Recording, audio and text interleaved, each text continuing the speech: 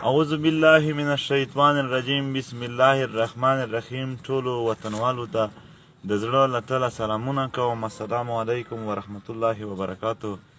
ملګرو مجلس ډیر پاتې دی، زه د 2-3 ورځې سره مصروف هم وم، خو د چرسدې په جلسه کې به پوره مجلس هم کوو د خپل کام وطن د لر و بر وطن په د یو میاشت یا په د 2 کاله کې چې کوم هلې ځلې د دغې ستاینه هم د دغې مننه هم او د دغې ټوله خبره او په مخصوص هم او په جنرال انداز هم دا به هلته په تفصیلي کوو. اوس په ساده الفاظو کې صرف دا وایم چې سبا ټول وطنوالو ته ټولو زمونږ د وطن خلکو ته دعوت دی چې سبا به په 1 مارچ 2020 ته د چرسدې په چرسده خاص کې میونسپل پارک چې کوم دی په دې کې په 1 بجه د ماسپښینه د پی ټي ایم جلسه وي.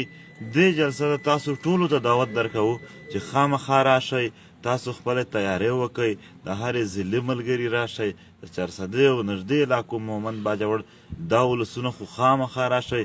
په دې کې به په دې جلسه کې به موږ د پښتون وطن خبره کوو. دلته ایکسټرا جوډیشل کیلینګ کیږي مورای عدالت.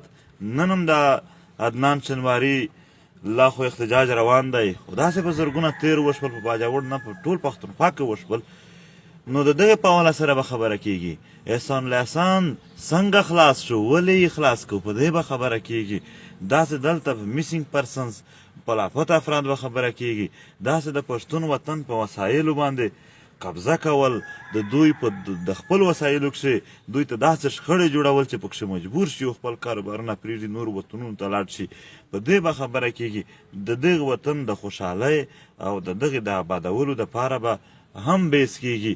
د دغې دپاره ډېرې خبرې ما اوس نه وکړلې، ډېرې پاتې دي. اول پیغام و په کار وای چې ډېرې جامع وایو د ټول وطن، که د پښتانه که په یورپ دي او که دلته په هېواد کې دي، د دغو ټولو چې لویه شکریا ادا شوې وای د امونه واخله تر اباسین پورې چې څومره خلک پروت دی، خو هغه به بیا هم ادا کوو. سبا به په تفصیل سره، زه اوس خو به ډېر ټایم اخلي چې اوس یې کوم، سبا په تفصیل سره ټول مجلس دا کوو.